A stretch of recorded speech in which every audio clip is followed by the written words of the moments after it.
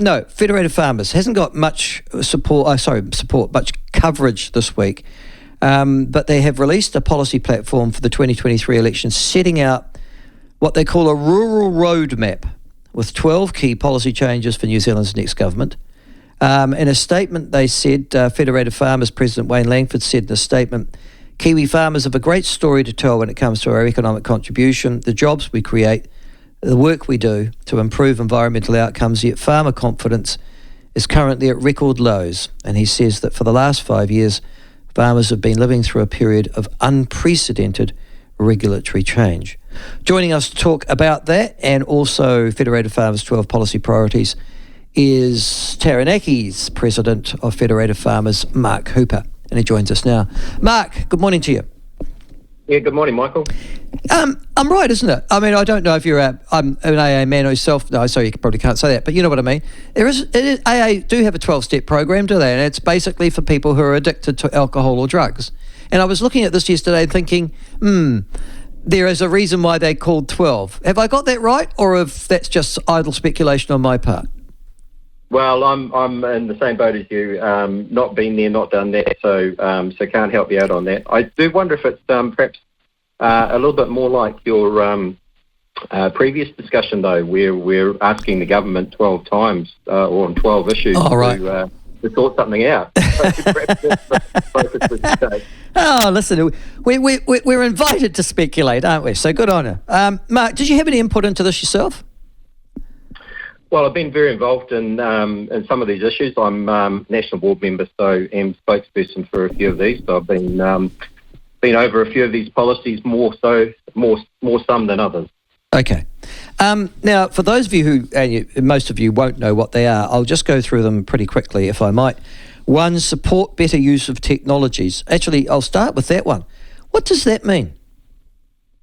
Yeah, well, look, can I just, to make it a little bit clearer, if we break the 12 into 4 sections, it's a little bit easier to understand. So the first section is around returning growth to rural economies.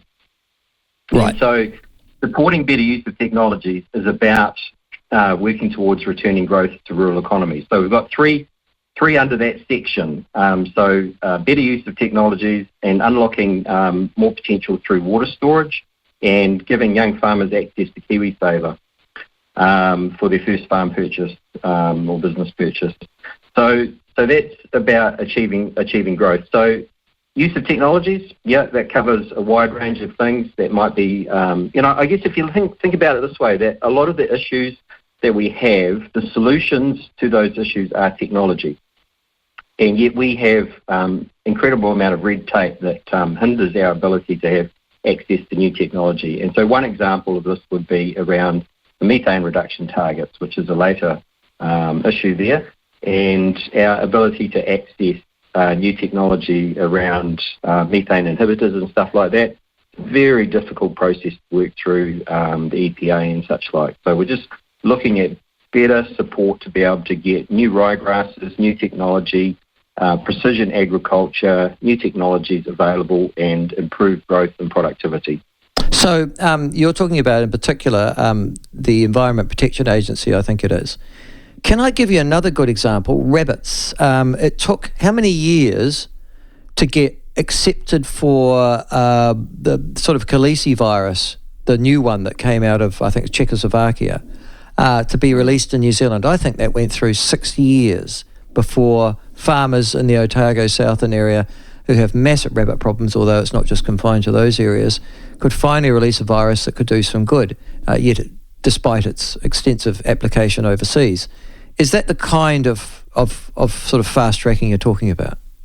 Yeah, no, that's a good example actually, because obviously we've not included it in here, but another broader national issue is a predator-free target, and concerns about the use of poisons and stuff. There's no way that we're going to achieve that if we're not able to introduce technologies that are going to help us in that process.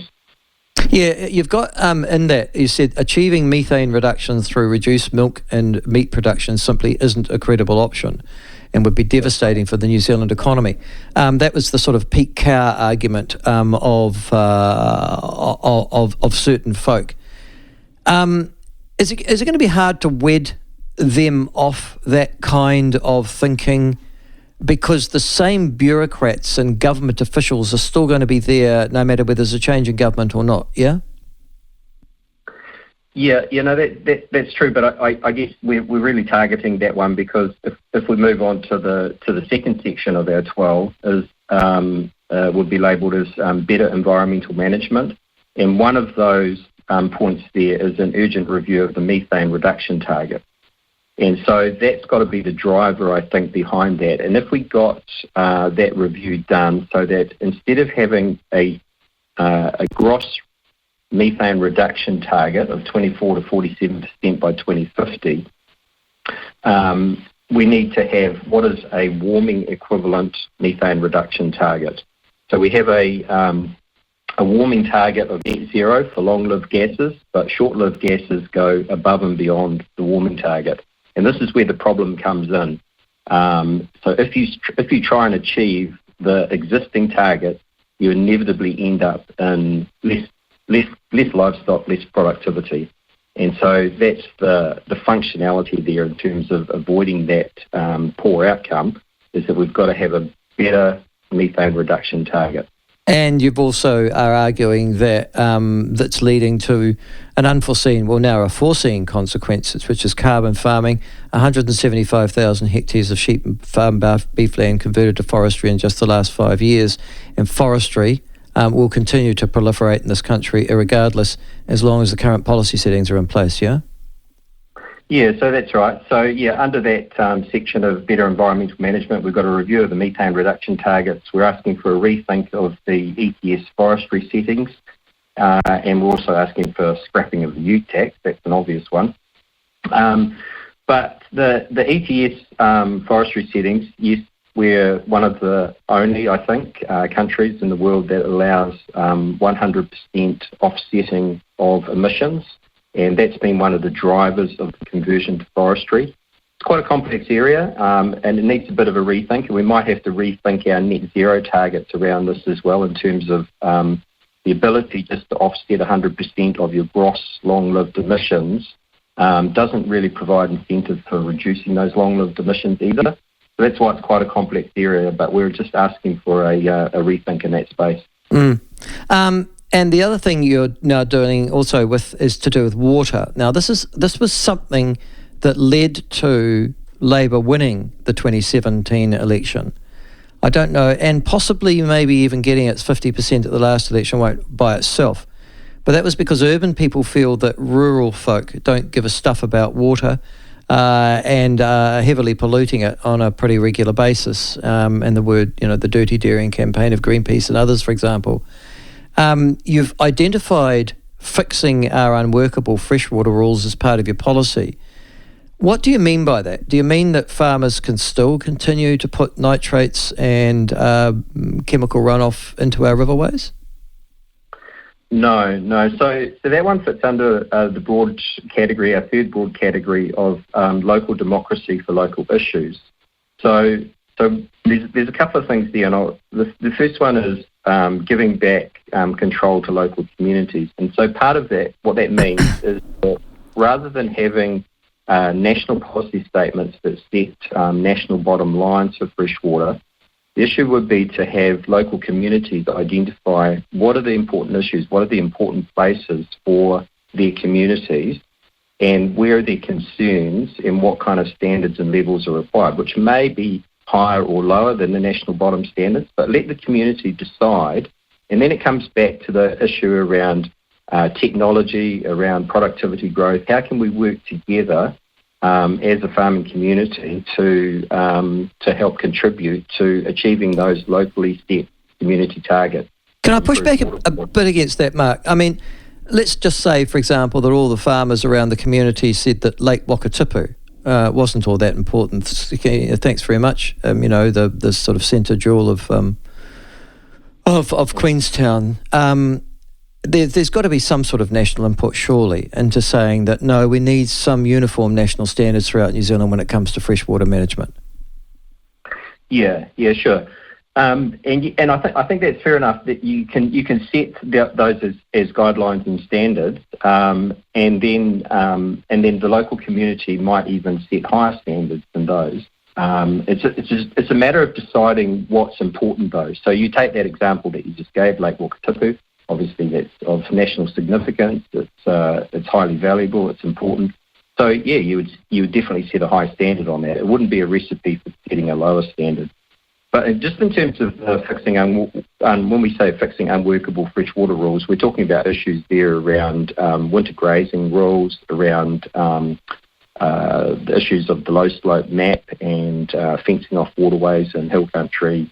There's a whole range of kind of difficulties there. It's not necessarily suggesting lower environmental outcomes. It's just making the rules more achievable and workable. Okay.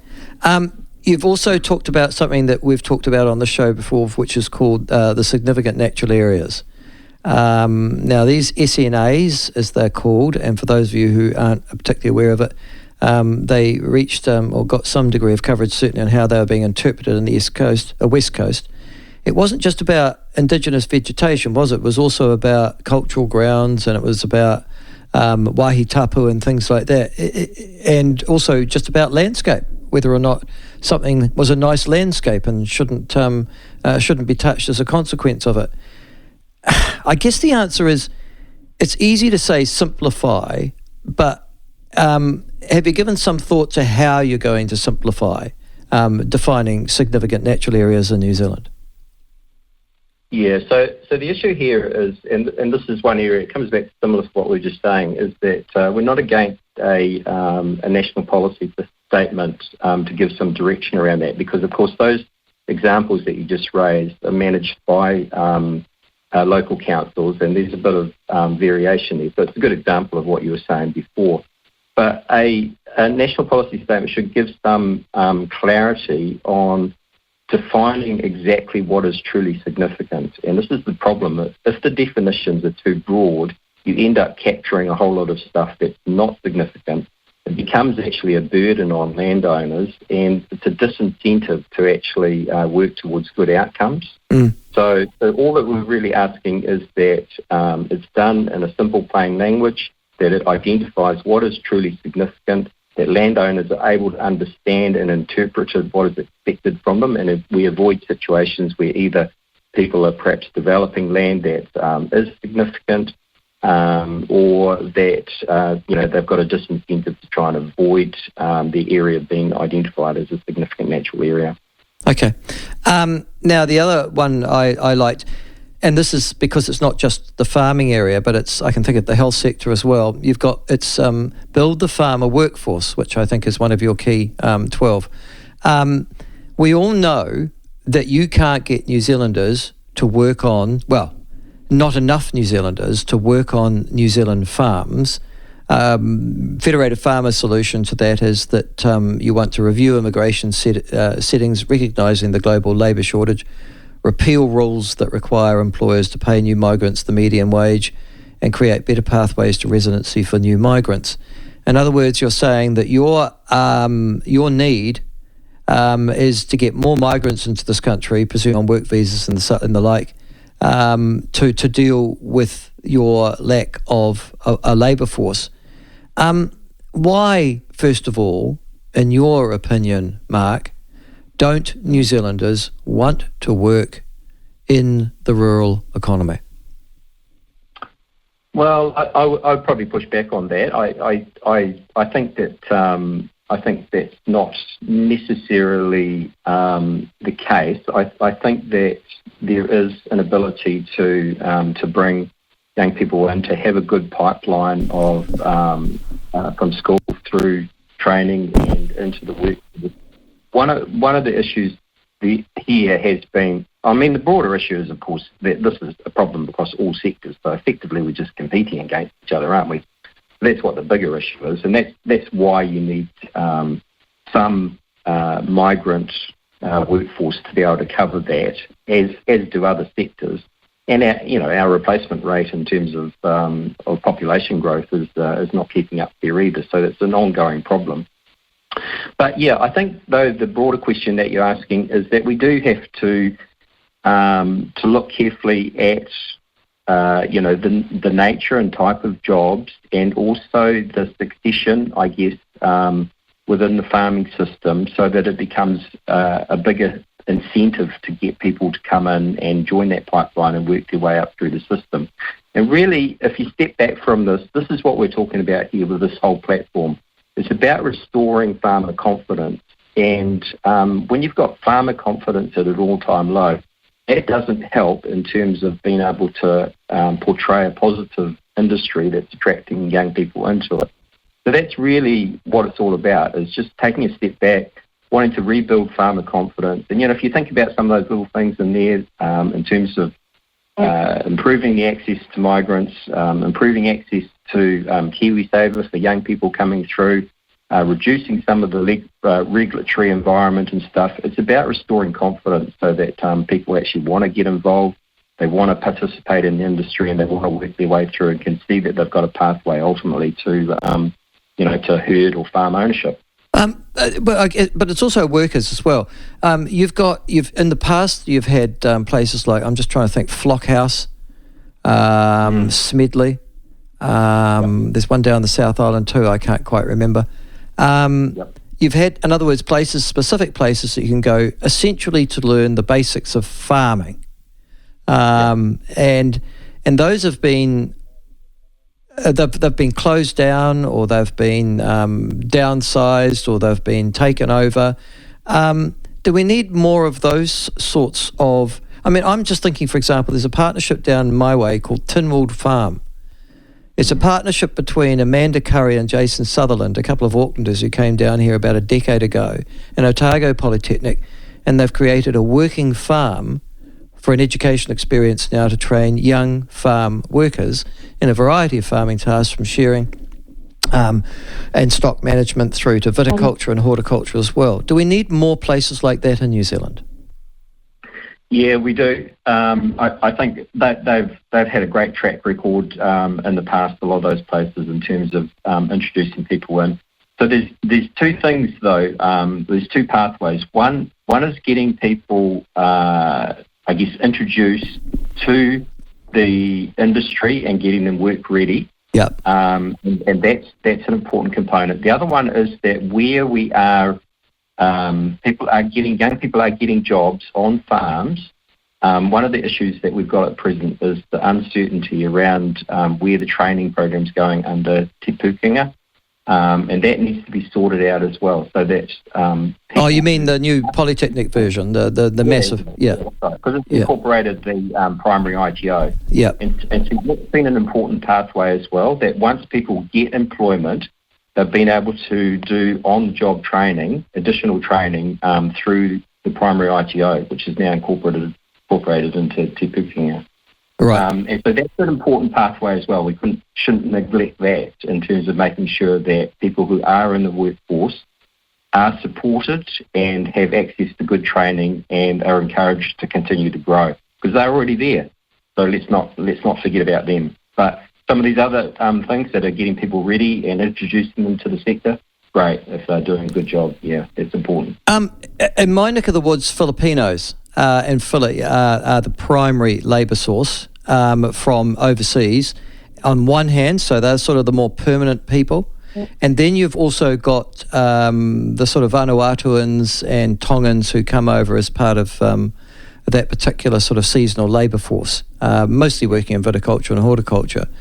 Are you looking at expanding both those two schemes, and have you identified countries that you could identify or get more labour from? Yeah, well, if you take the likes of the Philippines, that's been incredibly successful, and the thing is that those have been quite high-skilled people that have been well-trained in their home country, so they've got good resources and good training already over there, and they're keen to expand and develop their skills. So, that's a natural best fit. And for those that prefer the seasonal nature, then, which often are some of the island nations and stuff, that's a natural good fit as well. So I think that just flows out of the kind of cultures that some of these people come from. The bigger issue really is that not who we target. It's actually targeting our competitors, and of course the settings in the likes of Australia and Canada and what have you, which are much more favourable for some of these skilled people. They're attracting a lot of that market, and so we've got to get back onto a level playing field at least, so that we can compete in the space, basically. Okay. All right. Now, listen, Labor won't be too worried about a 12-step program, nor the Greens, because their views will be that no farmer votes for us, so who cares? On the other hand, you are so critical to the economy that you don't want to completely irritate you. Have you got some sort of sign-up yet from the National and ACT parties? New Zealand First, I guess, would be another one, 2 years 12-step program? Well, I don't know about sign up, but obviously that's part of our role, and we would present this equally to all political parties, despite what their uptake may or may not be. I've already sat down and been through this with a couple of my local Labor MPs, and they were very conducive to discussing the issues and taking that on board. So in that sense, that we put it out there for everyone. I think the issue is to kind of raise it in the political sphere, and get the wider public in behind it a little bit, because the issue here is that, you know, we can restore productivity and growth in our country. We can do it through upholding and improving environmental outcomes, and it doesn't cost the taxpayers anything to implement any of these things.